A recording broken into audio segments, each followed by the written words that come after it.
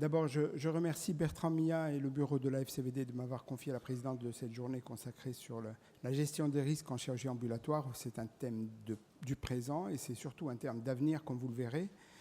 Alors, le déroulement de la journée est une copie conforme des autres journées, c'est-à-dire vous aurez un temps de parole important, vous aurez un vote et qui va déjà commencer par 2 questions avant même que les intervenants viennent ici.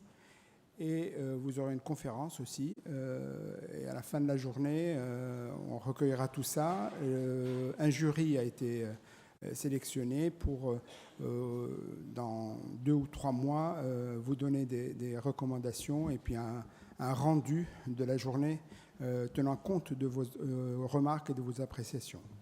Donc sans plus tarder, on va y aller avec les 2 questions peut-être. On va vous expliquer comment ça fonctionne.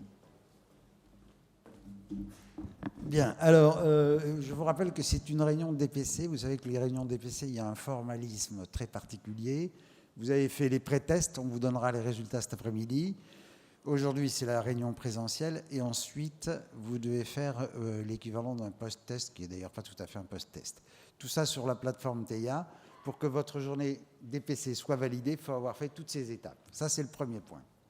Le deuxième point, on va commencer par des votes. Alors, regardez bien comment ça fonctionne, parce que la première question est très importante. Vous savez que l'ambulatoire, comme toujours dans notre beau pays, on nous décrit des procédures extraordinaires avec des mots magnifiques. Et des réunions sur l'ambulatoire, il y en a beaucoup.